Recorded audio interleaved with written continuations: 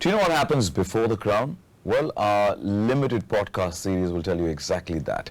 Deep dive into the real stories of our state winners of Femina Miss India 2026. It's called Before the Crown, 30 Voices, One Crown. And we've got from Chhattisgarh, Anushka Sone. Anushka, rocking, welcome to you. Thank you so much, sir. It's a pleasure to have you. Yeah. And you're looking extremely graceful.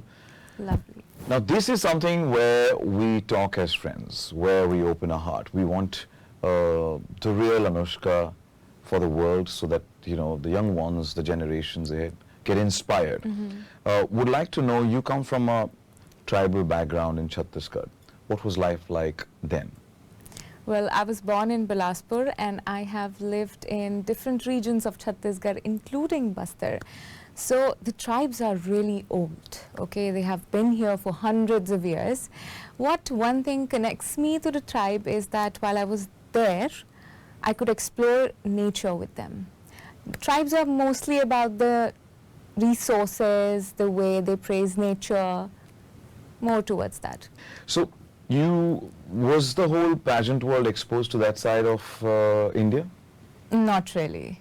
Even while I was living there as a child, I did not had basic schooling as well until I was in 3rd standard. So pageantry was absolutely out of the box at that time. When I went to class 3rd, after that there were certain stages when I got to know about pageantry, but it was more focused when Manushi won.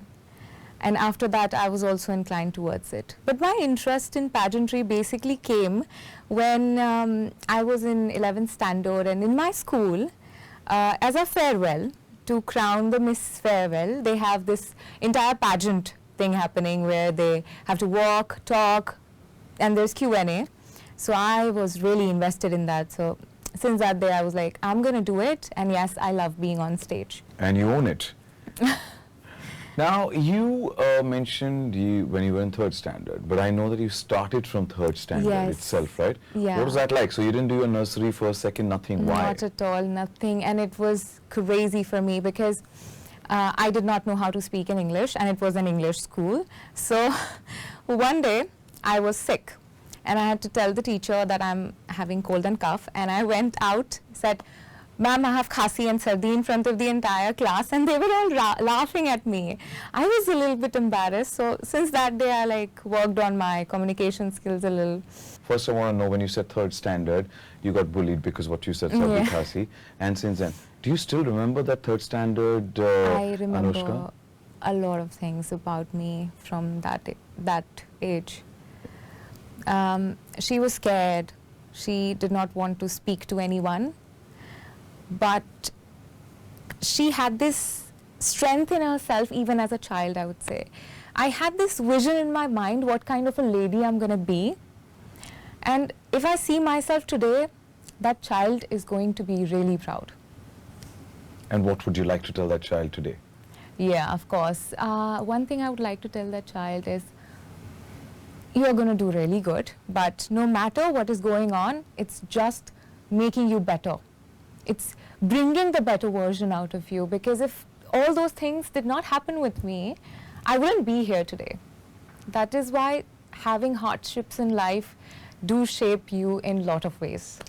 But isn't the child already happy with the fact that you made it to a state winner and you're representing Chhattisgarh? And here you are? It took me seven years to be here, to proudly say Chhattisgarh on stage, which I did on the day one. And everyone in my state is so proud, and I'm really grateful that they're all supporting me. That girl feels, obviously that girl is really happy, but the dream she saw was to make an impact. And I'm going to make sure that I make more impact as I carry on this journey. Now, you mentioned 7 years. I want to understand, you've been trying for Miss India for the past 7 years? Yes. 7 years. And you've been coming back again and again and again. Yes, I tried almost every year. And while I was also preparing for NEET and also giving my examinations after I got into MBBS. So it was really hard, but fun as well, because I finally got in. Because, you know, after a year or two or three times, after that one person would give up, what made you actually keep going, saying that, I want to come back? I think I never felt satisfied because I was not getting it, and I know I can get it. I had faith in myself that I can make it. Also because, I started my pageant journey when I was 17, and the first pageant I did was Face of India. It was in Gujarat. I went there representing Chhattisgarh, and a few girls asked me, is Chhattisgarh even a state? That day I was like, I'm going to make sure that I also go to a stage where my state is valued, and of course Miss India values every state, the entire India. So, you know, when you said that I was strong to go there year on year, great that you had that conviction, but wasn't there ever a fear of failure? Because I am completely bowled over with the fact that when you say 7 times, it's not a small feat. It speaks volumes about your determination. Right? So, was there a fear of failure yet again for the 7th time that you got onto the stage? The fear was always there, but what kept me going was my family. My dad has always taught me, failing is better than regretting. That's what he said. And I live up to it. No matter how many times I try, if I'm failing, I won't be regretting that I did not go. And I'll tell you something, I wasn't going to come this year. Because I was doing my medical internship, I was doing 24 hours of duty, day and night. It was really hard. I wasn't getting enough sleep and everything, and I thought maybe I should wait, get my degree in a month and then come back next year. But if I did wait, I might not be here. And that is the reason why I think going on is very important, because हमें हमारे सपनों के लिए सही वक्त का इंतज़ार नहीं करना चाहिए. Tell me, you spoke about your dad. Your dad is in the police force? Yes, he is. How was life growing up, and especially from the area that you come from? My dad is a really lively person. He is always out to be creative, to do something interesting in his life, and he has made me like that as well. Growing up, I have done a lot of things. I mean, I have learned to play synthesizer, violin, guitar. I have learned dance, Kathak, Bharatnatyam. I have done a lot of things, all because my dad wanted me as an individual who has explored most of the aspects of the life. And with that also, I went into this events where we danced, we sung, and I was always participating in annual functions. You were the girl who's always on stage, out there. Let's talk about your mum. Your mum is also an entrepreneur. She's a businesswoman, yeah, right? She is. Independent. How has your relationship and that has shaped you as to who you are today? My mom got married when she was 19, and she has finished all her degrees. She has done PhD in sociology, and she got that degree after she got married. So our relation is just like we are best friends. She is my bestest friend. She has always mentioned one thing, which is no matter what you feel like, you can always have me. You can talk about anything, and she is just there for me. So we have a very good relation. We've heard that your mum used to leave the house with a knife. Well, actually, my dad's a police officer, and while we were living in Bastar, there was a little terror. So just to protect me and herself, she used to carry a knife every time. And I'm really proud of her because of how strong she was to be able to carry a knife and use it if needed. She never did, thankfully, but that was how I was raised, by a very strong woman. And what does that make you feel? Like, I'm raised by a strong woman. That's what I can feel right now. And that's what we can sense in your voice. So that is, you've inherited those qualities, I must say. I'm glad. We heard that you've written a book as well. Could you tell us a little more about that? So I have written a book, She Wore Thunder. This book is, I wrote this book as an exploration of women empowerment and feminine strength. So these are poems. It starts with a woman who listens to everyone, to a woman whose voice is heard. And I have this most wonderful line, which I like from that book is, the only fate is to be you. So this book tells about the journey of a woman, but at the end of the poem, it is that it's you. You can be yourself and you can own it. And it's for every woman out there. You're multi-talented. You do everything under the sun. Synthesizer, dancing, this, that, writing a book. What pushed you to write a book? Or, you know, you'd said that Dad got you to dabble into so many things. He wanted you to learn everything. But writing a book is something not just a regular thing.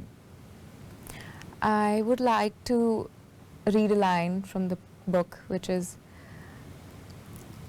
"They said her hands are meant to mend, to yield, to serve, to weave. But she was not a sculptor's dream. She was the quack beneath the field." So what happened when I was young, I was questioned on the way I dressed, on the way I talked, because I was a tomboy. I loved playing video games. I've played GTA 5 7, 8 times, and God of War and PUBG and all that video games. And people used to question me, "You're a woman, be feminine." Why? Why should I just be feminine when I can be everything? I believe an Indian woman is capable of doing everything. She can't be defined by a single word, or there's no word to define her. And that is what motivated me to write the book. There are so many reasons I wrote the book. From what I've experienced in life, from what I've seen women experience, and coming from an area such as the tribal area where Adivasi women are out there, seeing the women who work in hospitals and other areas who are harassed by people around them, I felt that this is something people need, and I'm certainly thinking of writing this in Hindi version as well and in my regional language as well, so that it reaches out to more women. All right, I've got a couple of quick fire round for you. A couple of questions I'm going to ask you. You need to answer that super fast. Let's go. What is the best advice you've ever received? Don't be scared to fail, just keep going. One line of poetry you love. It's from my own book, but it's the bigger one. Go for it. No force could bend the storm she spun, no tide could steal the path she traced, for winds that dare to speak her name still carry echoes none erase. Last film that stayed with you? 12th fail. Favorite actor? Male. Male, Rana Daggubati. Female. Katrina Kaif. Comfort food? Biryani. Coffee or chai? None. I like coconut water. Ooh, one city you could live in forever? Bastar. One habit you want to change? Sleeping a lot. You really sleep a lot? I love sleeping. Sleeping is my best friend. How lucky are you? Eat biryani and then you sleep a lot. Wow, what a life. What does India mean to you today? Successful, to be honest. One thing you want to be remembered for? Relatability. 3 places one must visit. Of course, Chitrakoot, Tiratgarh, there's Kutumsar Gufa, the caves, beautiful. And what must one eat? Everyone can try Angakar roti, which is going very famous these days from our state. And on a serious note, the world is at war. What are we doing wrong as global citizens? Well, we listen to respond.